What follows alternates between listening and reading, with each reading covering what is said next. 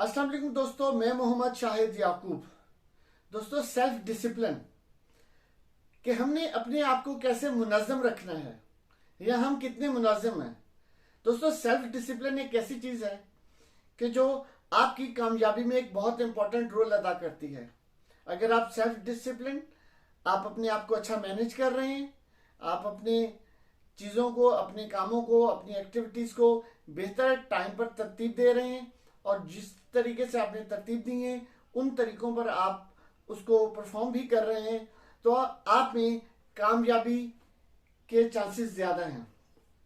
दोस्तों, हम self discipline कैसे करते हैं? वो एक स्टोरी सुनते हैं ना कि एक यंग नौजवान था जो एक लोअर मिडिल क्लास फैमिली से उसका ताल्लुक था। और आपको पता है लोअर मिडिल क्लास फैमिली से कैसे मसले मसाइल होते हैं, ज़राए आमदन कम होते हैं और अगर किसी के 2-4 बच्चे हों तो फिर उसको उनके लिए मैनेज करने के लिए उसको बहुत ज़्यादा एक एक चीज़ पे नज़र रखनी पड़ती है। तो घर में वालदेन कुछ चिक चिक चिक चिक चुको या वालदेन कुछ ना बच्चों को चेक करते रहते हैं छोटी छोटी चीज़ों पे। ऐसे एक नौजवान था, मिडिल क्लास फैमिली से उसका ताल्लुक था। उसका वालिद एक छोटी सी जॉब करता था, ज़राए आमदन महदूद थे, घर में 4 बच्चे भी थे। तो वो बच्चों की एक्टिविटीज़ पे माँ बाप बहुत नज़र रखते थे कि अगर बच्चा उठ रहा है तो उसने पंखा बंद किया कि नहीं किया, अगर टैप खोली है तो टैप पानी तो नहीं टपक रहा, ठीक है, लाइट कितनी देर को काम कर रहा है तो लाइट ऑन की है, अगर काम खत्म हो गया लाइट बंद की है कि नहीं की। अच्छा, ये चीज को इस तरह इस्तेमाल क्यों नहीं किया। अच्छा, अच्छे कपड़ों को कम इस्तेमाल करना है, पुराने कपड़ों को ज्यादा इस्तेमाल करना है। कहीं जाना पड़ जाएगा, वो हमारे पंजाबी में बोलते हैं खड़े पैरी किते जाना।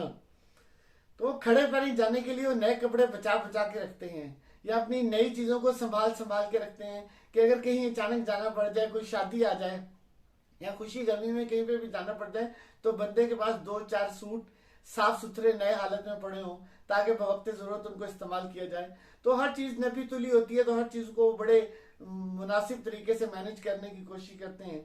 तो फिर माँ बाप जब इस सर्कल से गुजर रहे हो ना तो वो थोड़ा सा बच्चे समटाइम इरिटेट भी होते हैं। अपर क्लास फैमिलीज को ये प्रॉब्लम नहीं होता, लेकिन मिडिल क्लास फैमिलीज इनको काफी फेस करती हैं।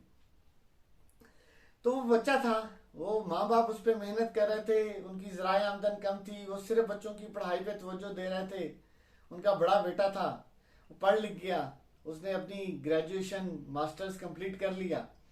तो उसको एक जगह इंटरव्यू आया, बहुत सारी जगह पे इंटरव्यू देता था लेकिन एक जगह पे उसको इंटरव्यू आया। तो उसने खुश अल्लाह ने ऐसे दुआ की, या अल्लाह अगर आज मुझे नौकरी मिल गई ना तो मैं ये घर छोड़ के चला जाऊंगा, क्योंकि अब्बा बहुत तंग करता है। सबसे पहले जब मैं सुबह उठता हूँ वॉशरूम जाने लगता हूँ तो माँ पूछती है चादर सही की है, अभी कमरे से निकलता हूँ तो बाप की आवाज आती है पंखा बंद कर दिया कि नहीं किया। कहता वॉशरूम में नहाने चला जाता हूँ तो माँ कहती है इतनी देर से टूटी क्यों चल रही है। बाहर निकलता हूँ तो बाप पूछता है पानी क्यों टपकने की आवाज आ रही है। कहता फिर मुझे जाना पड़ता है, पानी बंद करना पड़ता है।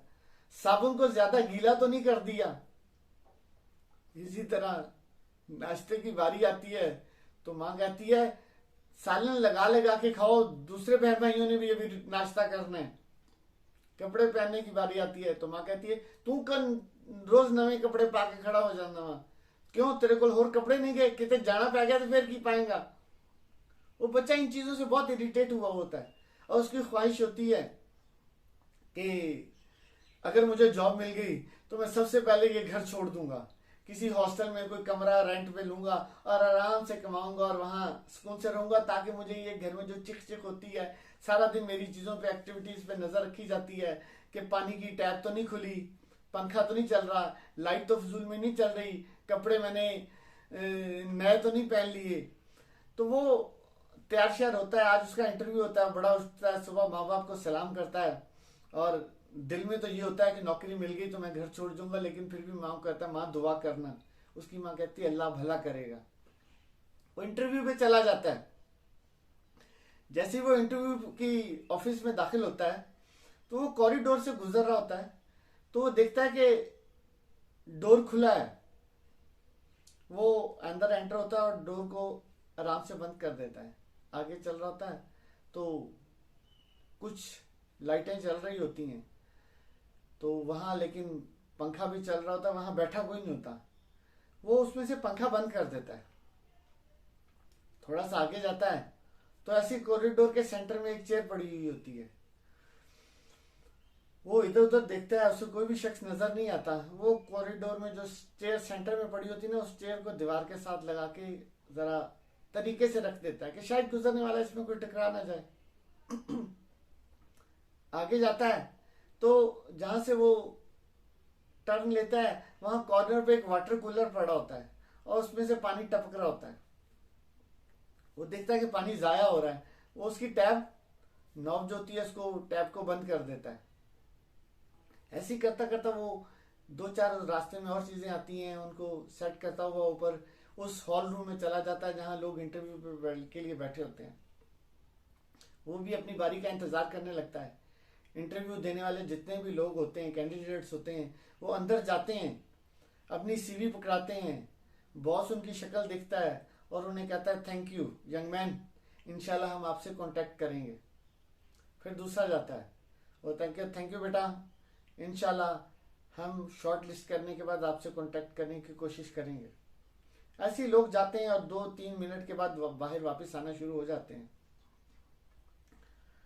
जब वो नौजवान जाता है ना तो उसको उसका जो भी उस ऑफिस का बॉस होता है उसे कहता है सिट डाउन यंग मैन, कैसे हो, तुम्हारे माँ बाप क्या करते हैं, क्या क्वालिफिकेशन है तुम्हारी, जिंदगी में क्या क्या सीखा है, कुछ अपने बारे में बताओ, कुछ अपनी फैमिली के बारे में बताओ। वो सिंपल सा एक मिडिल क्लास का होता है नौजवान, वो अपनी फैमिली बता देता है कि जी मेरे पेरेंट्स ये करते हैं और मेरे इतने बहन भाई और मैंने यहाँ यहाँ से एजुकेशन ली। और वो कहता है यंग मैन तुम्हें नौकरी मुबारक हो। वो एक झमाका सा लगता है उसको, कहता सर, कहता तुम्हें नौकरी मुबारक हो। उसे लगता है शायद मेरे साथ कोई अप्रैल फूल किस्म की कोई चीज की जा रही है। कहता सर आपने इंटरव्यू तो लिया नहीं तो नौकरी कैसे कंफर्म हो गई। जगह अपने माँ बाप को जाके मुबारकबाद देना और उनका शुक्रिया अदा करना कि उन्होंने तुम्हारी तरबियत इस अच्छे तरीके से की है कि हमें तुम पसंद आ गए हो। उनकी तरबियत, उनकी कोशिश तुम्हारे अंदर नजर आ रही है हमें, इसलिए अपने माँ बाप का शुक्रगुजार होना और उनका शुक्रिया अदा करना। कहता सर वो क्यों? कहता वो फिर उसकी वीडियो ऑन करते हैं जो साइड स्क्रीन पे चल रही होती है। वो देखता है कि मैं एंटर हुआ, मैंने सबसे पहले एक फैन ऑन था, वहां कोई नहीं बैठा था, मैंने गुजरते गुजरते फैन का बटन बंद कर दिया। फिर मैं थोड़ा सा आया तो एक बेतरतीब चेयर रास्ते में पड़ी थी, मैंने उस चेयर को एक तरतीब से एक साइड पर रख दिया। उसके बाद मैं आया तो एक वाटर कूलर से पानी टपक रहा था, मैंने उसकी नॉब टाइट कर दी और उसके बाद मैं आके उस रूम में बैठा जहां कैंडिडेट्स बैठे थे। तो मैंने साथ जो क्वेश्चन पढ़ा था उसको तरतीब से उसकी बैग पे लगा दिया। कहता ये आपके माँ बाप की तरतीब है। जो शख्स इतना वेल डिसिप्लिन्ड हो सकता है वो जिंदगी में नाकाम नहीं हो सकता, वो अपना काम बेहतर तरीके से मैनेज कर सकता है और हमें ऐसे ही लोगों की जरूरत है। तो उसके चेहरे पे स्माइल आती है, वो दिल ही दिल में खुदा का शुक्र अदा करता है और अपने माँ बाप के लिए दुआ करता है, या अल्लाह मेरे माँ बाप को जज़ाए खैर देना। दोस्तों ऐसे ही आप अपनी जिंदगी में डिसिप्लिन पैदा करें। आप अपनी जिंदगी को सेल्फ खुद से ऐसे तरतीब दें, आप अपने इर्द गिर्द के माहौल पे आपके इर्द गिर्द जो हो रहा है उसे एज अ जेंटलमैन रिस्पॉन्ड करें। अगर आप अपने इर्द गिर्द के एनवायरनमेंट से जो वाकयात, जो अमल, जो एक्टिविटीज हो रही हैं उसको जेंटली रिस्पॉन्ड नहीं करते तो आप एक अच्छे ह्यूमन बीइंग नहीं हैं। आपको अच्छे ह्यूमन बीइंग बनने के लिए, एक अच्छा इंसान बनने के लिए, सेल्फ डिसिप्लिन के लिए अपने इर्द गिर्द, अपने आसपास अपने कामों को बेहतर तरीके से तरतीब देना है। अगर आपने अपने कामों को बेहतर तरीके से तरतीब देना शुरू कर दिया तो आहिस्ता आहिस्ता आपके साथ, आपके इर्द गिर्द आपकी जितनी एक्टिविटीज हैं वो नीट एंड क्लीन होने शुरू हो जाएंगी। आपके जेस्चर्स, आपके एक्शंस, आपकी एक्टिविटीज, आपके काम सुधरना शुरू हो जाएंगे और फिर आपको कामयाबी से कोई नहीं रोक सकेगा।